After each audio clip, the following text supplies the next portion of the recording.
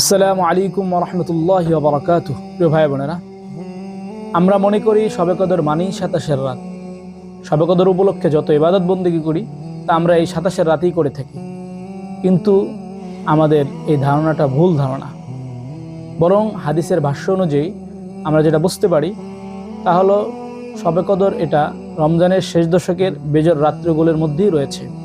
নির্দিষ্ট কোন রাত্রি এটা বলা যায় না। নবী করিম সাল্লাল্লাহু আলাইহি সাল্লামের একটি হাদিস বুখারী শরীফের মধ্যে এসেছে। নবী করিম সাল্লাল্লাহু আলাইহি সাল্লাম বলেন, তাহাররাউ লাইলাতুল কদরি ফিল বিত্রি মিনাল আশরিল আওয়াখির মিন রমাদান। তোমরা রমজানের শেষ দশকের বেজর রাত্রিগুলোতে শবে কদর তালাশ করো। অতএব আমরা শুধুমাত্র 27 রাতেই শবে কদর উপলক্ষে ইবাদত করব না, বরং আমরা 21 রাত, 23 রাত, 25 রাত, 27 রাত, 29 রাত, এই রাতগুলোতেও আমরা ইবাদত বন্দেগী করব। আল্লাহ তাআলা আমাদেরকে শবে কদর পাওয়ার তৌফিক দান করুন, বেশি বেশি এই রাতগুলোতে ইবাদত বন্দেগী করার তৌফিক দান করুন। আমিন। আসসালামু আলাইকুম ওয়া রাহমাতুল্লাহি ওয়া বারাকাতুহু।